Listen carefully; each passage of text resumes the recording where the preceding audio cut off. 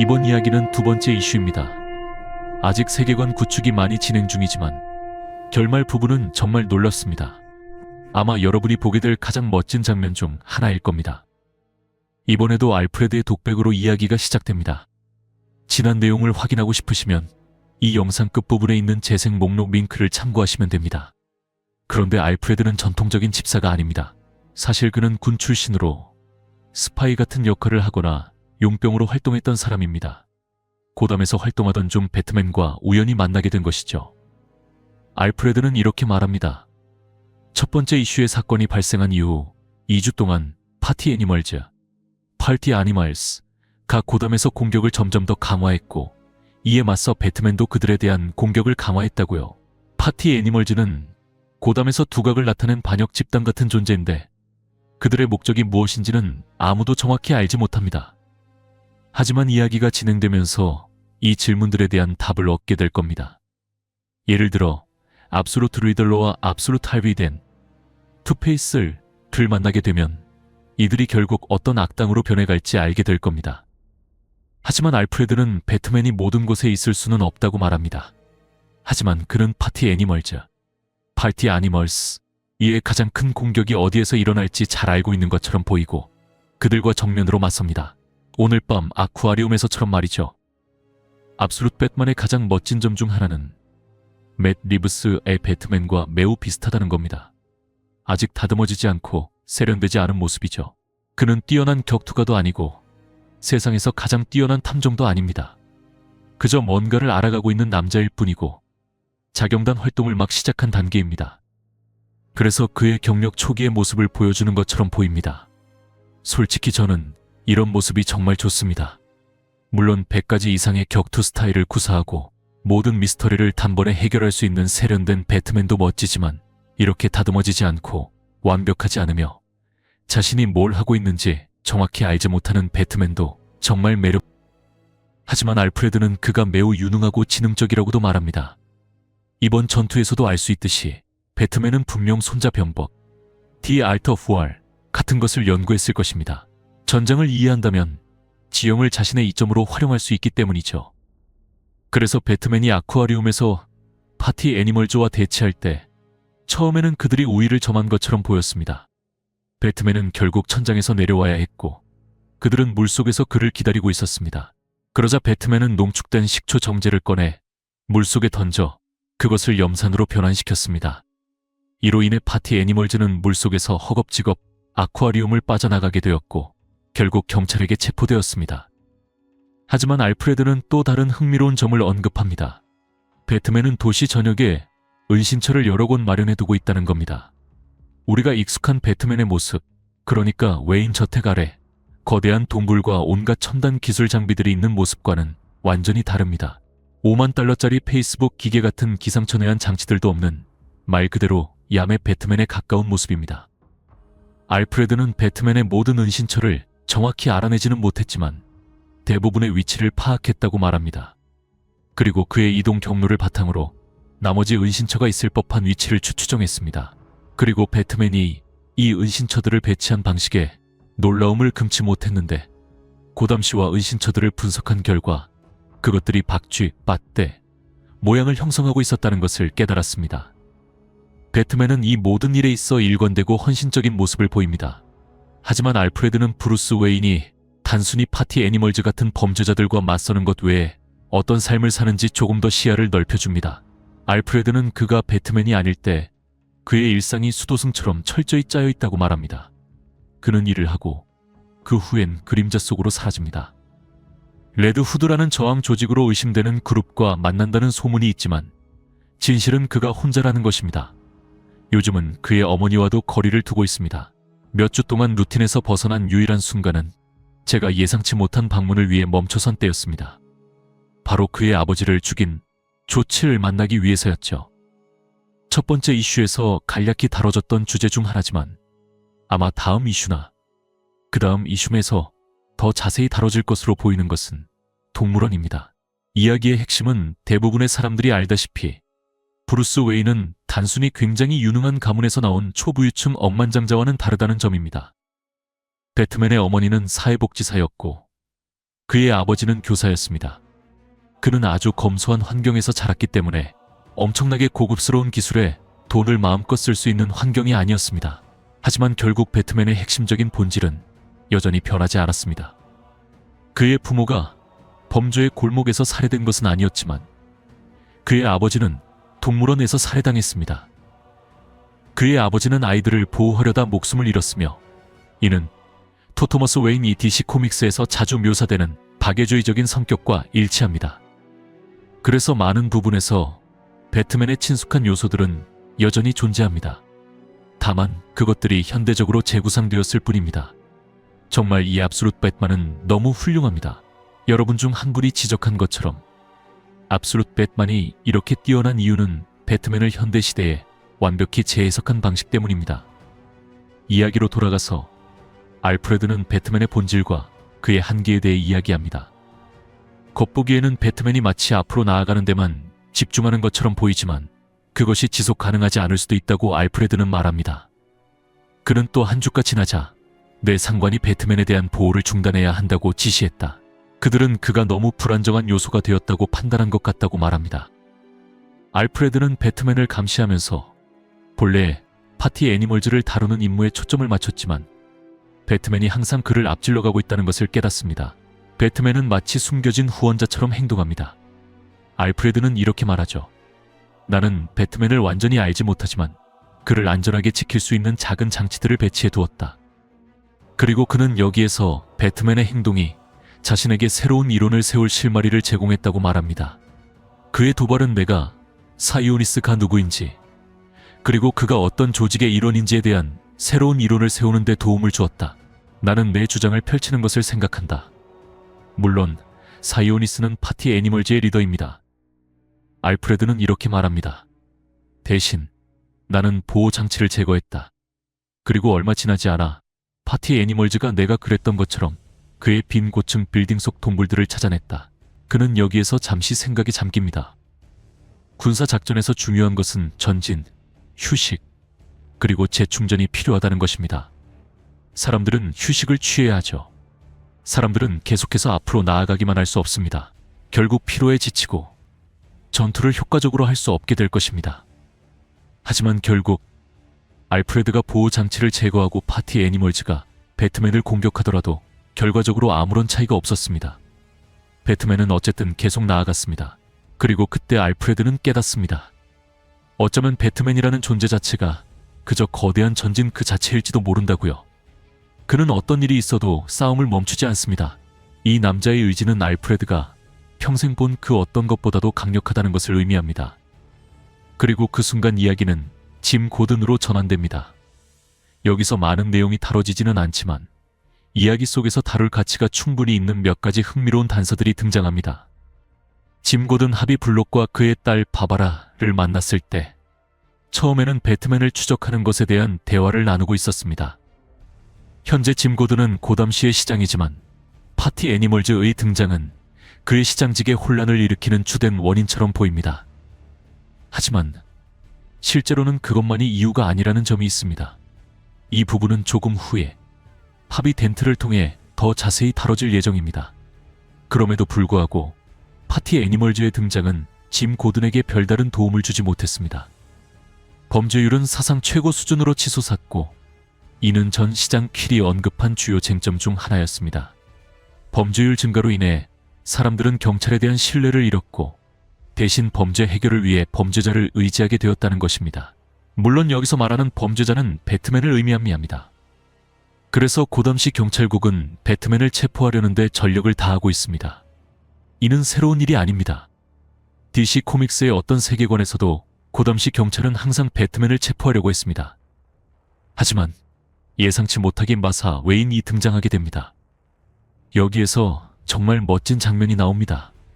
왜냐하면 기억하실지 모르지만 마사 웨인은 절대 살해당하지 않았습니다. 이것이 그녀와 짐 고든 사이의 대화 중 하나로 이어지는데 그들은 오랜 친구라는 관계를 보여줍니다. 그들은 정말 오랜 시간 동안 서로를 알고 지낸 사이입니다. 솔직히 이 설정이 정말 마음에 듭니다. 왜 이런지 모르겠지만 이 관계가 정말 멋지게 느껴집니다.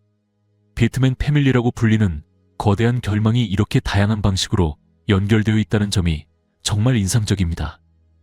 전통적인 배트맨 악당들이 실제로는 브루스 웨인이 어렸을 때의 친구였다는 설정, 그들이 우리가 알고 있는 악당으로 변하지 않았지만 여전히 친구로 남아있다는 점도 흥미롭습니다. 마사 웨인은 죽지 않았고 짐 고든의 친구로 등장합니다. 짐의 딸 바바라 고든은 단순한 순경으로 활동하고 있습니다. 이 모든 설정이 정말 마음에 듭니다. 이 이야기가 구성된 방식이 너무 놀랍고 정말 잘 만들어진 느낌을 줍니다. 정말 놀랍습니다. 그들은 자신들이 젊었을 때와 비교해 세상이 얼마나 변했는지에 대해 이야기를 나눕니다. 짐 고든은 잠시 회상하며 자신이 브루스 웨인을 발견했던 순간을 떠올립니다. 브루스는 배트 생츄어리에 있었고 동물원에서 사건이 벌어졌을 때 박쥐들이 마치 그를 공격하려는 듯 행동했다고 합니다. 이 사건이 짐 고든이 브루스를 발견하게 된 계기가 되었고, 그래서 배트맨은 사람들에게 공포를 심어주기 위해 박쥐의 이미지를 채택하게 되었습니다. 또한 그들은 세상이 얼마나 변했는지에 대해 나눕니다.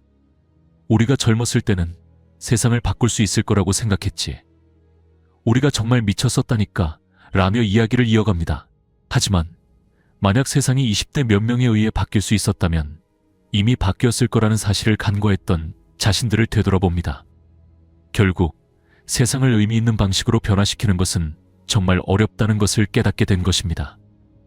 그러나 그보다 더 중요한 대화는 마사 웨인 이 브루스에 대해 언급하는 부분입니다. 지미 브루스는 어떻게 지내? 라고 묻자 마사는 잘 모르겠어 라고 대답합니다. 어릴 때는 무슨 일이든 다 얘기했어. 그의 삶에서 무슨 일이 일어나고 있는지 모두 알고 있었지. 그런데 지금은 아니야. 이 대화는 마사가 자신의 아들과 멀어진 느낌을 암시하며 어머니로서의 아쉬움을 보여줍니다. 이 상황의 아이러니한 점은 브루스 웨인이 어머니와 거리를 두고 모든 것을 숨기려는 태도가 사실 일반적인 청소년기의 모습과 크게 다르지 않다는 것입니다. 대부분 여러분도 공감할 겁니다. 우리 모두 그런 시기를 겪어왔으니까요. 우리는 더 이상 엄마의 아들이나 아빠의 딸 같은 존재가 아니고 어른이 되어가면서 성인이 가지는 모든 혜택을 원하면서도 그에 따른 책임과 단점은 피하고 싶어 합니다. 하지만 현실은 그렇게 간단하지 않습니다. 우리가 스스로를 찾아가는 과정에서 자신이 누구인지, 무엇을 원하는지, 심지어 세상에서 어디로 나아가야 할지조차 알지 못합니다. 이 모든 것이 거대한 혼란 그 자체입니다.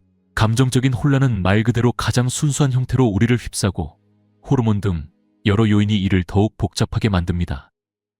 이러한 삶의 과정을 겪으면서 우리는 부모님과 여러 방식으로 거리를 두게 됩니다. 이것이 나쁜 의미는 아닙니다.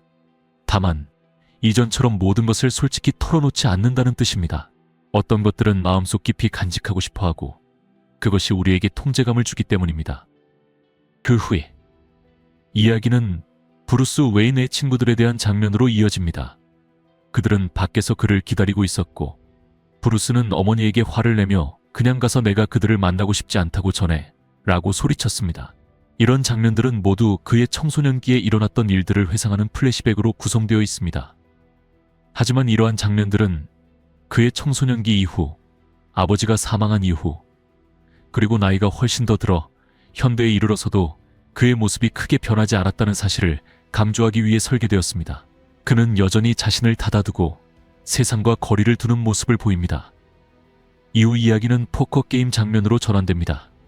이 포커 게임 자체에는 특별히 숨겨진 의미가 있지는 않지만 다양한 인물들이 함께 게임을 즐기는 모습은 이들의 끈끈한 우정을 보여주기 위한 장치로 보입니다.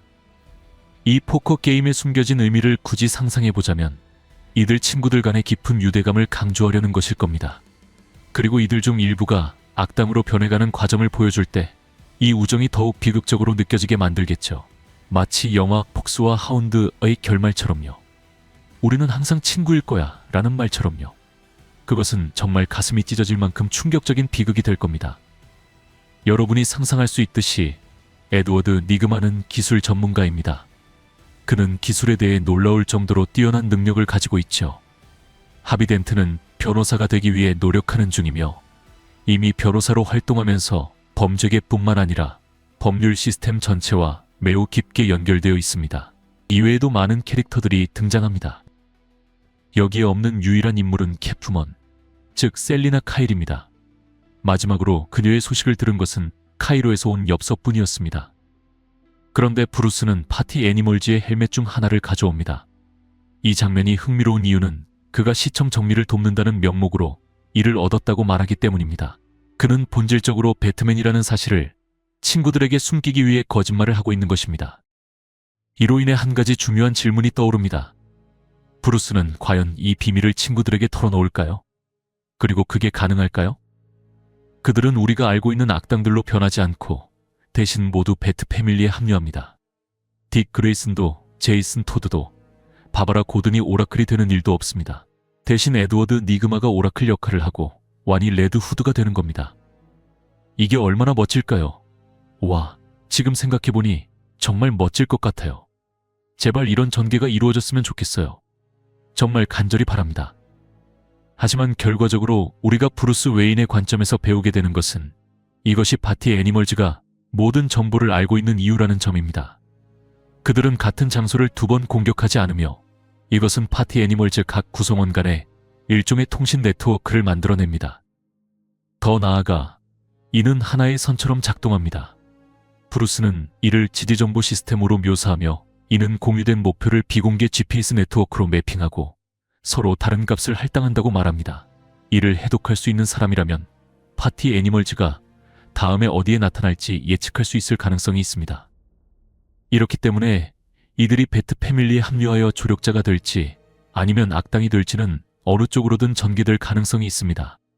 시간이 지나면서 그들 모두가 고담해서 서로 다른 방식으로 활동하게 되었기 때문입니다.